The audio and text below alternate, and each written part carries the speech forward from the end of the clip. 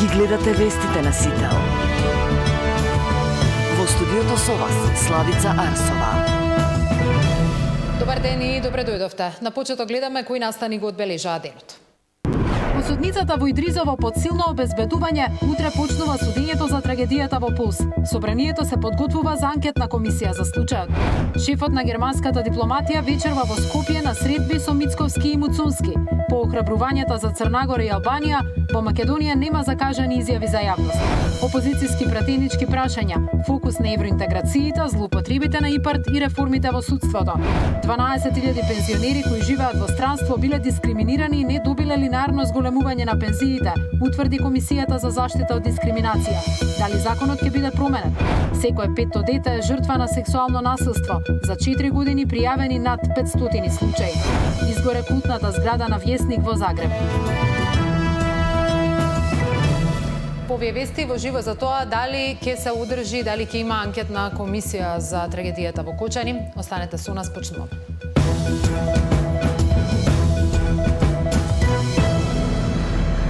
Утре почнува едно од најкомплексните судења во поновата македонска историја. Процесот за трагедијата во дискотеката Пулс, во кој на обвинителна клупа ќе седнат 35 лица.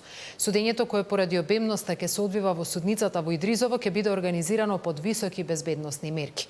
Очекувањата се процесот да биде интензивен, но и целосно транспарентен, со надежда дека по 8 месеци од трагедијата семејствата конечно ќе добијат одговори и правда.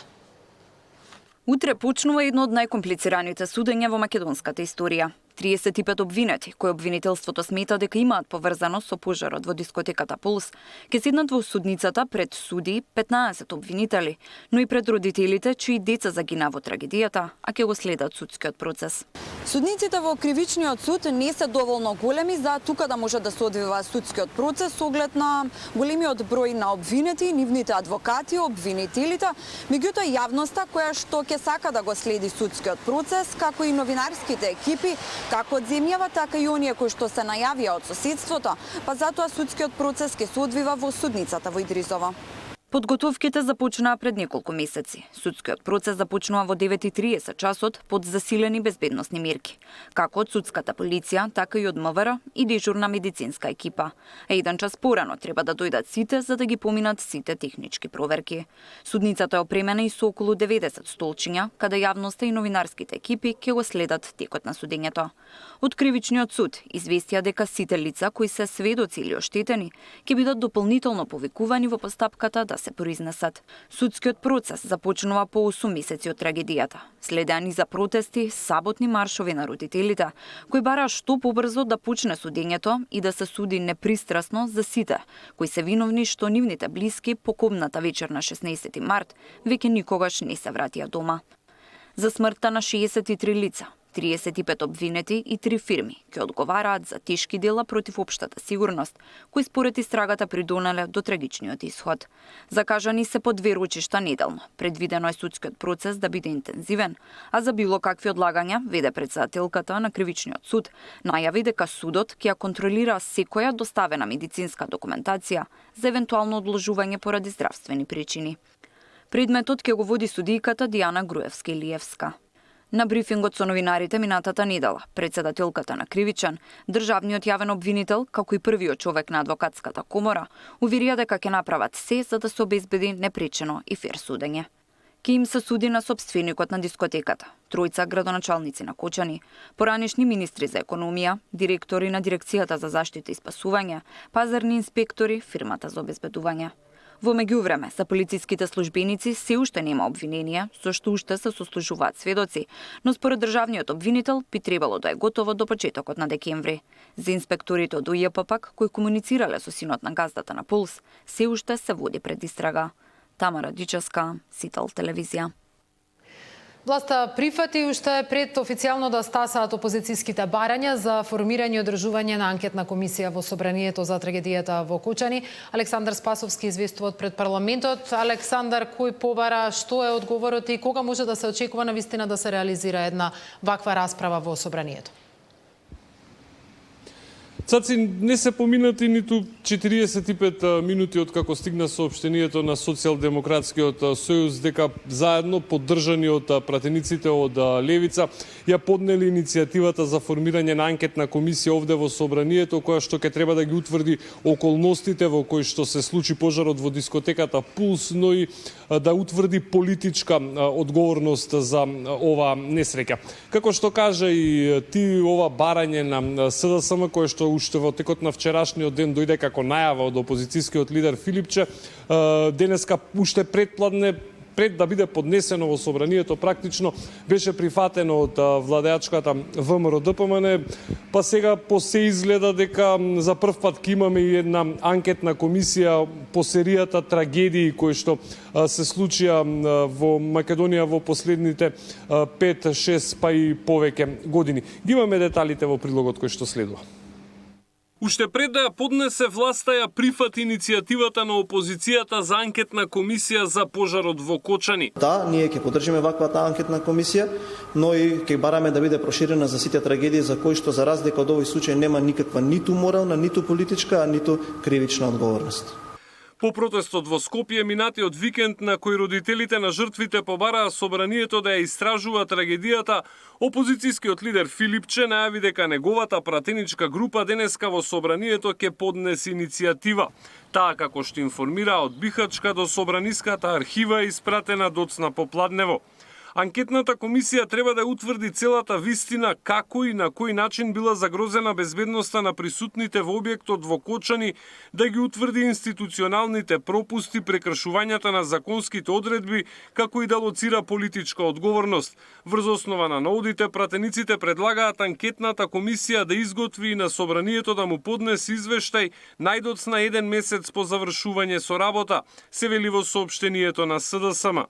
Своја комисија ќе закажува и Левица, а нивните пратеници се подпиша и на иницијативата на СДСМ. Почетокот на декември ќе биде свикана комисијска расправа во постојаната анкетна комисија за заштита на човековите права и правата на граѓаните, каде што председава председателот на Левица и пратеник Димитар Апасиев, ќе биде свикана седница по представка на родителите на загинатите во дискотеката во Кочани. Доколку се одржи, ова ќе биде прва надзорна расправа по неколкуте големи трагедии кои се случија во Македонија во последните години.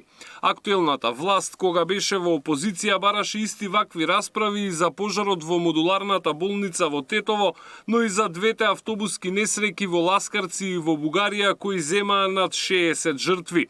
Сите иницијативи ги одби тогашното мнозинство на СДСМ и ДУИ. Александар Спасовски, Сител телевизија.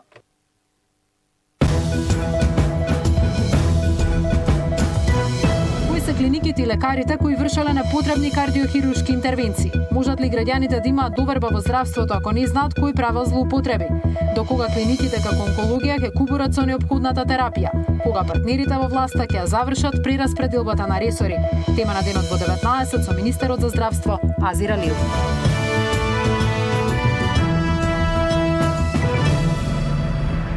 Германскиот министер за надворешни работи Јохан Вадефул попладнево пристигнува во Македонија во рамки на својата балканска турнеја. Ќе оствари средби со премиерот Мицкоски и шефот на дипломатијата Муцунски. За разлика од посетите во другите земји, во Скопје не се предвидени пресконференции или изјави по билатералните средби. Фокусот на разговорите според Берлин ќе биде европската интеграција, реформите, регионалната стабилност во контекст на оценките дека процесот има шанса за клучен напредок.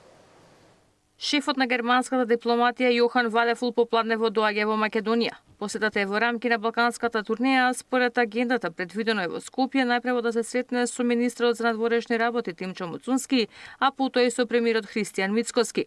Сепак во билатералните средби не се предвидени пресконференции ниту изјави за разлика од останатите земји кои досега ги посети. Според официјален Берлин, фокусот на посетата е напредокот и предизвиците во процесот на проширување на Европската Унија, а меѓу темите на дискусија ќе бидат реформите и регионалната стабилност и соработка. Германското Министерство за надворешни работи сподели изјава на Вадефул пред турнејата во која вели дека за прв пат под подолг период постои реална шанса процесот на пристапување да направи клучен чекор напред. 6 земји од Западен Балкан се составен дел од европското семејство. Германија ги поддржува активно и амбициозно во нивното продолжување на патот кон ЕУ. За прв пат по подолг период постои реална шанса процесот на пристапување да направи клучен чекор напред.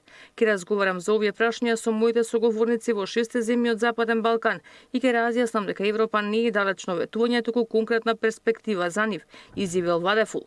Експертската јавност оценува дека доаѓањето на Вадефул е силен сигнал за поддршка во интеграциите, но и аларм дека врските треба да бидат завршени. Сметаат официјален Берлин, но и други земји на Европската унија, како и Европската комисија, дека сега е моментот да се забрзаат реформските процеси во сите земји од Западниот Балкан и да се забрза патот кон Европската унија. Тема ќе биде и ќе бидат и билатералните прашања односите со соседите во прв ред со Бугарија и предпоставувам повторно и начините како Македонија да се тргне од ова стендбај позиција во која што е повеќе од 2 години. Мислам дека неговата тура по Западен Балкан е тура во поддршка на тоа европроширување, со тоа што се разбира дека во Македонија тоа ќе се фокусира на 2 главни работи. Едното е откочување од блокирање на преговорите со уставните измени и второто ќе бидат реформските приоритети, владењето на право, економските реформи и системските реформи. Германскиот министер досега ги посети Босна и Херцеговина, Црна Гора, Албанија и Србија, а балканската турнеја завршува со Косово и Македонија. Ивана Соколовиќ, најдова, Сител телевизија. Пратеници од Левица побара од министерот за надворешни работи објаснување зошто не се прекинат преговорите со Бугарија и не се укине мешовитата историска комисија. СДСМ пак побара оставка од министерот за земјоделство поради истрагата за злоупотреба на ИПАРД средствата, предупредувајќи дека земјоделците ќе останат без европска помош. Ова беа дел од темите отворени на опозицијските пратенички прашања во собранието, што беше кажано и како во прилогот на Катерина Нешкова. Зошто не се прекинат преговорите со Бугарија и зошто не се укине мешовитата историска комисија? Пратеникот на Левица Реџеп Исмаил со прашање до министерот за надворешна политика Муцунски за последните состаноци на историчарите. Шефот на дипломатијата пак вели ваквите прашања се провокација на која едва и чека бугарската страна. По кој основ вие ги пративте на цензура учебниците за 5-то и 6-то одделение во Бугарија? Зошто преговараме со оние кои што го напаѓаат нашиот идентитет, јазик и историска посебност? Нашите државни институции ништо не пуштиле, ни учебник, ни документ во Софија на така наречен Амин. Лесно е да ги фразирате работите такви како што велите дека се, но тоа е невистина, неточно. Не се случило такво нешто и на крајот на денот времето покажува дали јас лажам или дали вие не ја кажувате вистината. Затоа што целосно се сеќавам како вие представници на вашата политичка партија пред година и половина велеа само да дојде ВМРО ДПМН на власт, наредниот месец ја почнува постапката за промена на уставот. Да, точно е дека ние треба да имаме диалог со сите наши соседи. Да, точно е дека треба да работиме на затварање на сите отворени прашања, но да, точно е дека тоа не смееме и немаме право да го правиме по секоја цена и на штета на нашите национални интереси. Од СДСМ пак побараа оставка од министерот за земјоделство Цветан Трипуновски поради истрагата за злоупотреба на ИПАРД средствата, но тој не беше на седницата. Вела дека се доцни со договорите од европската помош и дека земјоделците ќе останат без пари. Од први во регионот денеска не доведовте до последни. Ова е штета и за европската перспектива на државата. Затоа што кој ќе ви ги сопрати ИПАРД фондовите заради криминал и корупција, утре ќе ги сопрати и другите програми. Со тоа се руши довербата во сите институции. Наместо да работиме на 1 милиарда евра кои што требаше денеска да ги имплементира агенцијата, денеска сите пари европски се блокирани. Вие знаете дека таа е независна агенција и одговара пред владата.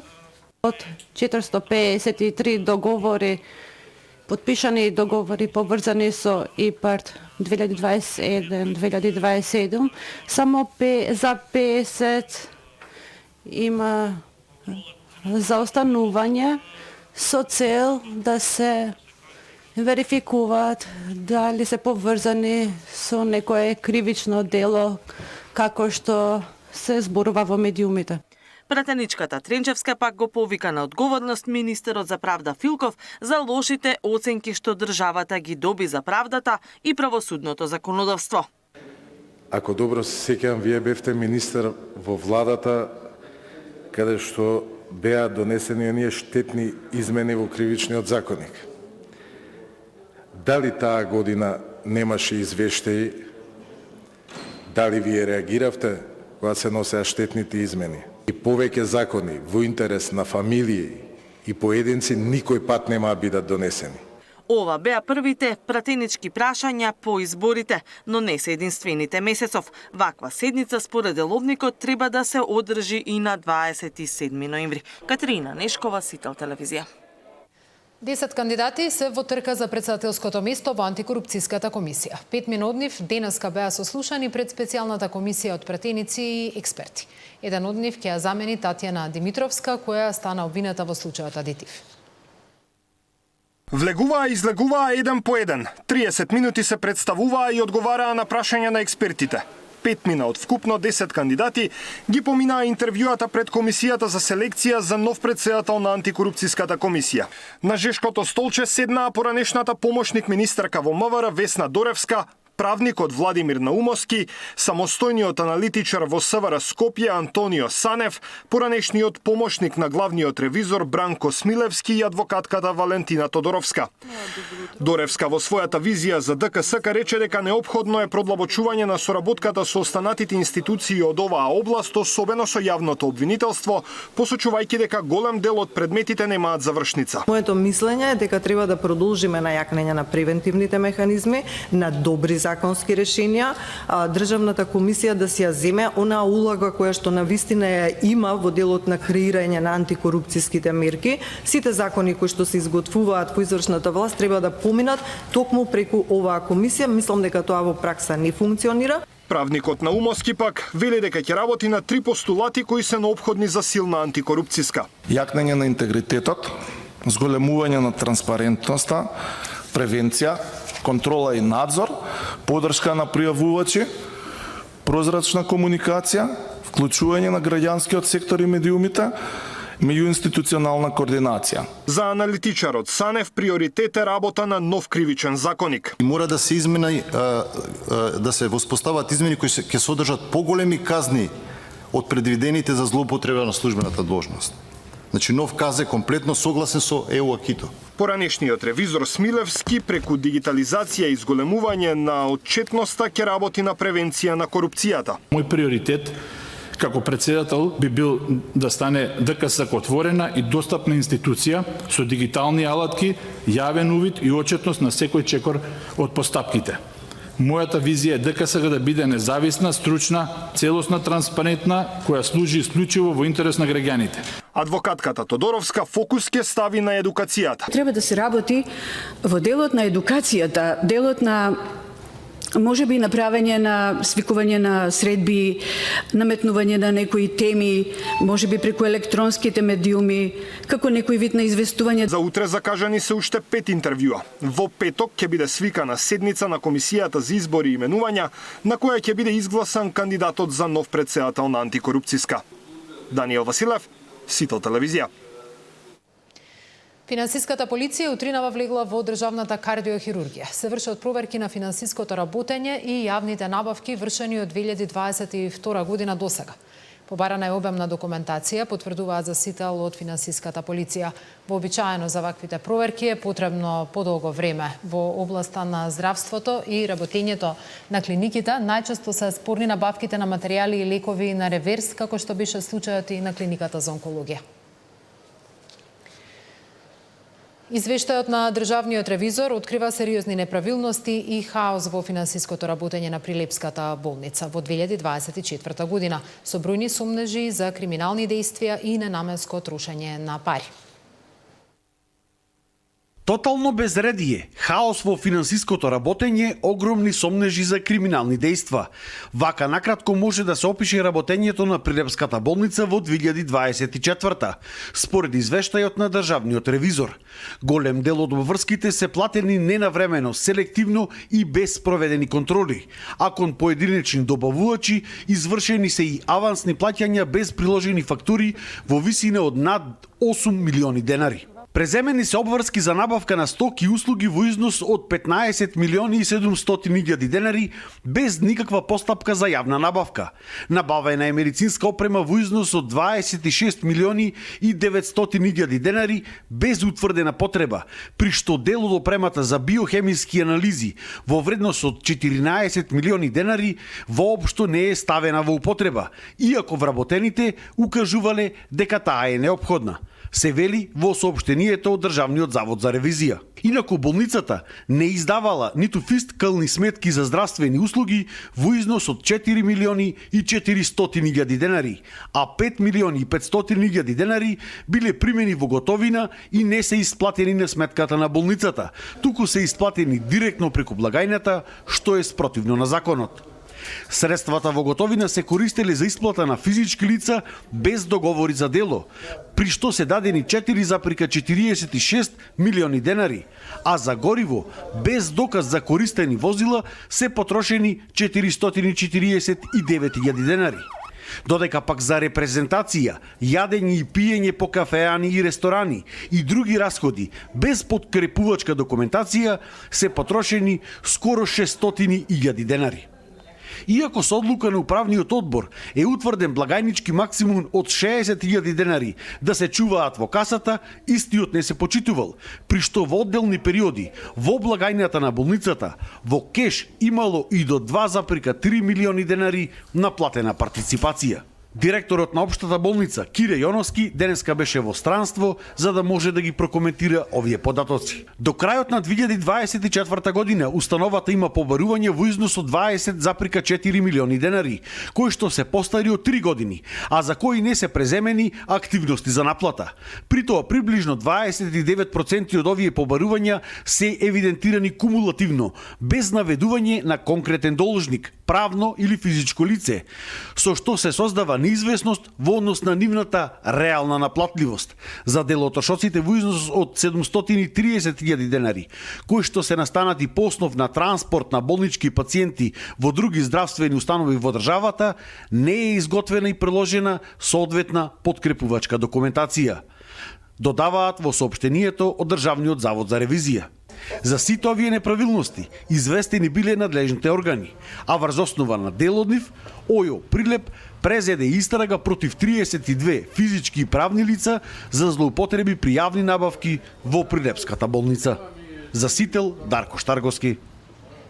Комисијата за заштита од дискриминација утврди дека околу 12.000 пензионери кои живеат во странство се неправедно исклучени од линарното зголемување на пензиите поради законска одредба што бара пензијата да се исплаќа во Македонија. Комисијата оцени дека измената создава нееднакво третирање и без оправдана цел и препорачува законот да се коригира. 12.000 пензионери од Македонија се дискриминирани и не добиваат повисока пензија само затоа што живеат во странство. Тие не го добија второто линеарно зголемување од 2500 денари, поради измени во Законот за пензиско, во кој се додава услов од пензијата да се исплаќа во Република Северна Македонија. Ова го утврди Комисијата за заштита од дискриминација. Со измената се создава нееднакво третирање без оправдана цел, со исти права и придонеси. Дел од пензионерите се исклучени единствено поради место на живење. Се забележува и недоследност. Истата цел еднаш важи за сите, додека вториот пат само за пензионерите резиденти на државата. Ова уште повеќе што надлежните органи воопшто не се осврнале на оправданост, ниту образложиле која е целта на државата, поради која ја исклучила оваа група пензионери. Комисијата им препорача на Министерството за социјала и владата заедно со собранието во рок од 180 дена да го изменат законот. Доколку не се стори тоа, тие нема да добијат ниту едно следно зголемување. Од владата за сител вела дека прво ќе чекаат одлука на Уставниот суд. Таму се поднесени 3 иницијативи и веќе е оформен предмет. При донесување на ваква одредба е земен предвид финансискиот капацитет на системот и избегнување несоодветни трошоци што би можеле да го нарушат буџетот на фондот за пензиско. Уставот на Република Северна Македонија гарантира еднаквост пред законите, но истовремено дозволува разлики во третманот, доколку тие се базираат на релевантни и оправдани критериуми, поврзани со јавниот интерес и законските основи, велат од владата. На ист став е и заменик министерот за социјална политика. Со ова не само што како држава го заштитуваме пензискиот фонд во Македонија, туку ги заштитуваме и пензионерите нели кои што треба и се активни во пензискиот фонд. Знаеме дека имаме кревка економија, кревок пензиски систем. Само ако ги видите за пример една Австралија која што нели ги работиме како и предмети во Македонија, една Франција и така натака, тие барат со години назад да добие оној кој што бил нели работник пример во Австралија 5, 7, 8 или 10 години, барат изводи од сите изминати пензии во Македонија, па потоа прават репроценка колку треба да му биде неговото нели покачување на пензијата согласно она што го добива во Македонија. Зголемените мартовски пензии беа исплатени на 1 април, а измените во законот за пензиско се објавени една недела подоцна, на 8 април. Тоа, како што пишува комисијата, значи дека во моментот на исплата законот не бил во сила, а не може да важи ретроактивно затоа што тоа е спротивно на уставот. Дискриминираните пензионери имаат право да ја тужат државата и да добијат одштета. Мартин Арсов, Сител телевизија. Секое петто дете во Македонија е жртва на сексуално насилство. Статистиката на МВР покажува дека за 4 години од 2020 до 2024 биле пријавени 508 случаи на сексуално насилство и вознемирување врз деца. Секое петто дете во Македонија е жртва на сексуално насилство. На адресата на МВР од 2020 до 2024 година пристигнале 508 пријави од ваков тип. За 4 години 186 лица под 15 години биле силувани. 99 деца пријавиле дека се жртви на полов напад или силување. 44 деца биле принудени да гледаат сексуални дејствија, а 30 биле сексуално вознемирувани. Денеска обвинителството поднесе обвинителен акт против 23 годишникот Волково, кој принудувал 5-годишно девојче на полови дејствија и се заканувал дека не сме да му кажува за тоа на незиниот татко. Действието го вршил од мај до јули годинава. Заедно со обвинението, надлежниот јавен обвинител до судот поднеси предлог за продолжување на претходно определената мерка притвор на обвинетиот.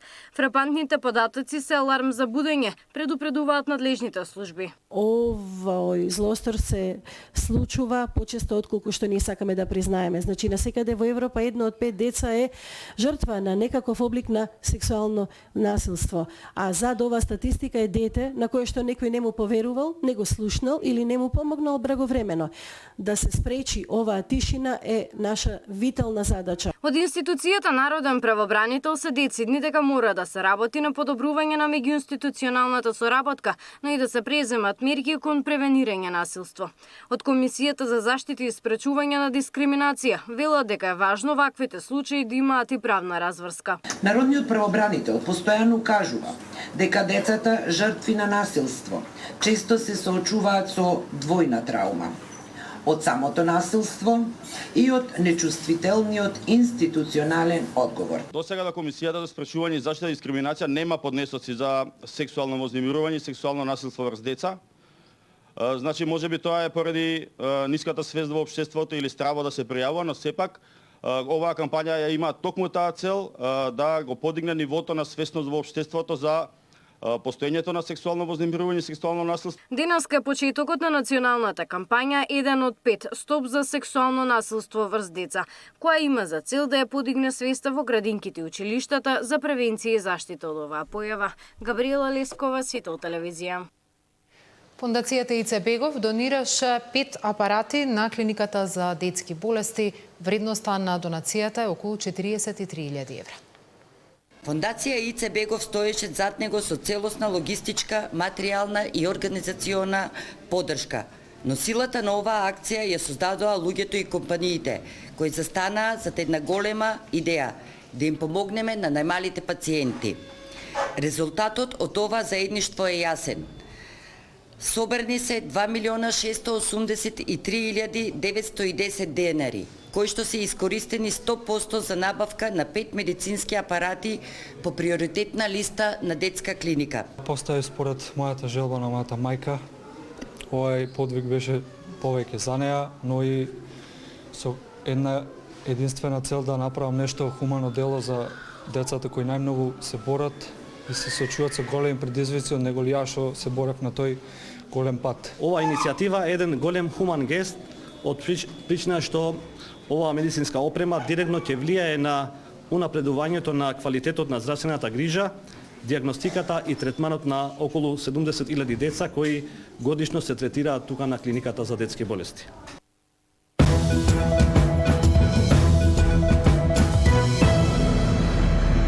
Пожарот што цела ноќ